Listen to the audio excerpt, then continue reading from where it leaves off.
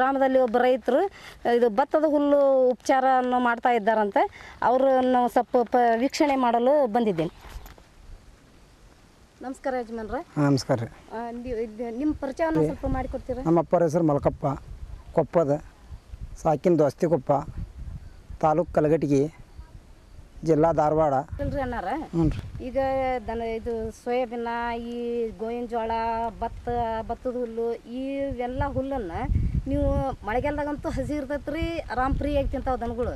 ಈಗ ಬೇಸಿಗೆ ಟೈಮ್ನಾಗ ಮಳೆಗಾಲದಾಗ ತಿಂದಂಗೆ ಈ ಬೇಸಿಗೆ ಟೈಮ್ನಾಗ ಈ ಹೈನದ್ದಳು ಇಳುವರಿ ಬರುವಂಗೆ ನೀವು ಉಪಚಾರ ಮಾಡ್ಕೊತೀರಲ್ಲ, ಅದನ್ನು ಯಾವ ಥರ ಉಪಚಾರ ಮಾಡ್ಕೊತೀರಿ ಅನ್ನೋದನ್ನು ಸ್ವಲ್ಪ ನಮಗೆ ತಿಳಿಸ್ಕೊಡ್ತೀರಾ?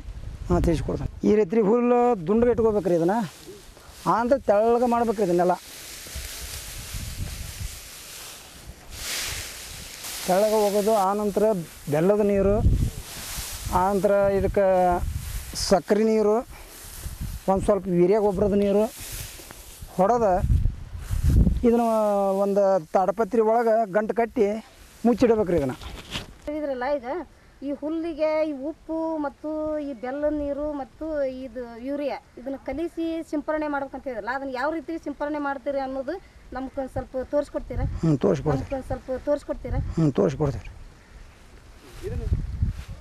ಬಿಳೆ ಹುಲ್ಲು ಅಂತಂದ್ರೆ ಏನು ಇದ್ರೊಳಗೆ ಜೀವಶಕ್ತಿನೇ ಇರೋದಿಲ್ಲ ರೀ. ಇದ್ರೊಳಗೆ ಇದಕ್ಕೆ ನಾವೆಲ್ಲ ಏನು ಹೊಸ ಐಡಿಯಾ ಮಾಡಕ್ಕಂತೀವಿ ಅಂತಂದ್ರೆ, ಇದಕ್ಕೆ ಬೆಲ್ಲ, ಸಕ್ಕರೆ, ಆನಂತರ ನೀರೊಳಗೆ ಕಾಲಿಸಿ ಚಂಬಲಿ ಇದಕ್ಕೆ ನೀರು ಹೊಡೆದು, ಆನಂತರ ಇದಕ್ಕೆ ನಾವು ಕಾಲಿಸಿ ಎಲ್ಲ ಸಲಕರಣೆ ಮಾಡಿ ಬಕೆಟಿನೊಳಗೆ ತುಂಬಿ ಆನಂತರ ಚಂಬಲಿ ಇದಕ್ಕೆ ಹೊಡಿಬೇಕು ರೀ. ಅದನ್ನು ಈಗ ಕಾಲಿಸಿ ತೋರಿಸ್ತಾನೆ, ಆನಂತರ ತಗೋರಿ.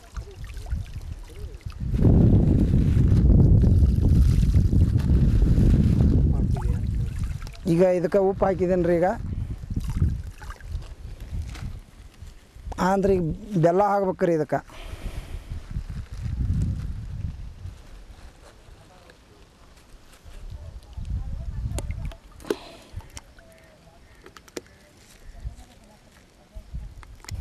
ಸಕ್ಕರೆ 1 kg, ವೀರ್ಯ ಒಂದು ಅರ್ಧ kg ಪ್ರಮಾಣ ರೀ.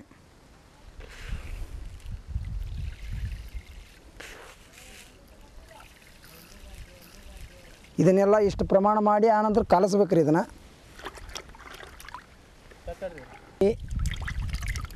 ಆನಂತರ ವೀರ್ಯ ಗೊಬ್ಬರ ಇದ್ರೊಳಗೆ ಹಾಕಿ ಎಲ್ಲ ಕರಗಿಸ್ಬೇಕ್ರಿ. ಇದನ್ನು ಕರಗಿಸಿ ಮಿಕ್ಸ್ ಮಾಡಿ ಆನಂತರ ಚಂಬಲೆ ಪೂರ್ತಿ ಈ ಹುಲಿಗೆ ಹೊಡಿಬೇಕ್ರಿ. ಈ ಟೈಪು ನೀರು ಹೊಡಿಬೇಕು. ನೀರು ಹೊಡೆದ ನಂತರ ನೀರು ಹೊಡೆದು ಮುಗಿದ ನಂತರ ಇದನ್ನು 24 ತಾಸಿನ ಒಳಗೆ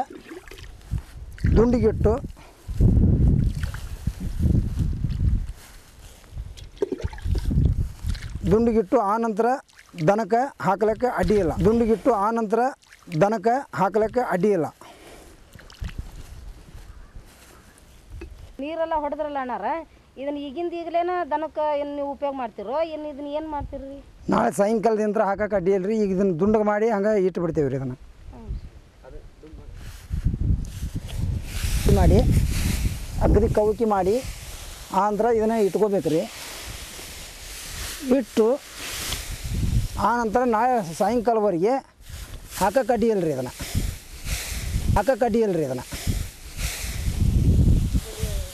ಆನಂತರ ಇದನ್ನು ದೊಡ್ಡ ಪ್ರಮಾಣ ಮಾಡ್ಬೇಕಂತಂದ್ರೆ ಎಲ್ಲ ಸಲಕರಣೆ ದರ್ವೊಂದು ಸೋಯಾಬೀನ್ ಹೊಟ್ಟು, ಕಡ್ಡದ ಹೊಟ್ಟು, ಆನಂತರ ಗೊಂಜಾಳ ಸೊಪ್ಪಿ, ಭತ್ತದ ಹುಲ್ಲು ಎಲ್ಲ ದರ್ವೊಂದಕ್ಕೂ ಬಣವಿ ಒಟ್ಟಬೇಕಾರೆ ಒಂದು 100 ಲೀಟ್ರ್ ನೀರಿಗೆ 2 kg ವೀರ್ಯ ಗೊಬ್ಬರ, ಒಂದು 2 kg ಬೆಲ್ಲ, ಆನಂತರ ಒಂದು 2 kg ಉಪ್ಪು, ಇದನ್ನೆಲ್ಲ ಬಕೆಟ್ನೊಳಗೆ ಹಾಕಿ ಕಾಲಿಸಿ ಒಂದೊಂದು ತರಕ್ಕೊಮ್ಮೆ ಬಣವಿಗೆ ಉಕ್ಕೊಂತ ಬಣವಿ ಒಟ್ಕೊಂತ ಬರ್ಬೇಕು ರೀ. ಇದನ್ನು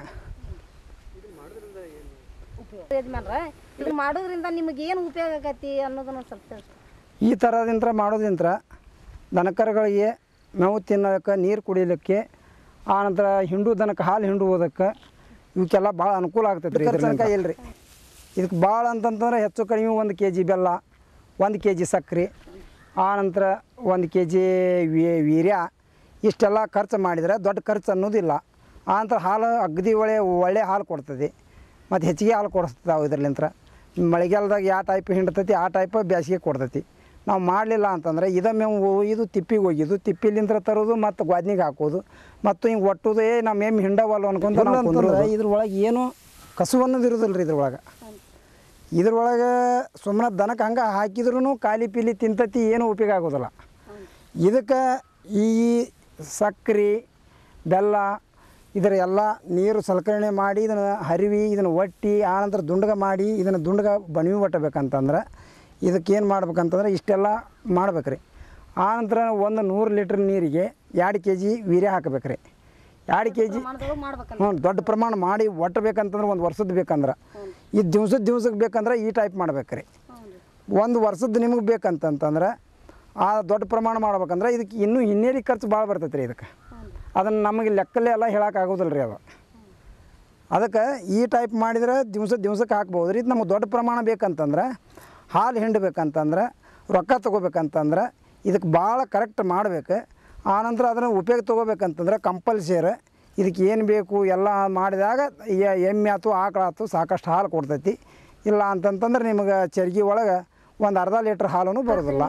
ಈ ಭತ್ತದ ಹುಲ್ಲು ಉಪಚಾರ ಇದನ್ನ 15 ದಿನದ ಮಟ್ಟಿಗೆ ಬೇಕಂದ್ರೆ ಯಾವ ಥರ ಇದನ್ನ ಇದು ಯೂರಿಯಾ ಮತ್ತು ಬೆಲ್ಲ ಸಕ್ರೆ ನೀರು ಯಾವ ಥರ ಅದನ್ನು ನಾವು ಬೆರೆಸಿ ಉಪಚಾರ ಮಾಡ್ಕೋಬೇಕು ಮತ್ತು ವರ್ಷಗಟ್ಟಲೆ ಇಟ್ಕೊಳ್ಬೇಕಾದ್ರೆ ಯಾವ ಥರ ಅದನ್ನು ಉಪಚಾರ ಮಾಡ್ಕೋಬೇಕು ಅನ್ನೋದ್ರ ಬಗ್ಗೆ ಈ ಹುಲ್ಲು ಬಗ್ಗೆ ಎಲ್ಲ ತುಂಬ ಚೆನ್ನಾಗಿ ಮಾಹಿತಿಯನ್ನು ಕೊಟ್ಟಿದ್ರಿ ಯಜಮಾನ್ರೆ. ನಿಮಗೆ ತುಂಬ ಧನ್ಯವಾದ. ನಮಸ್ಕಾರ.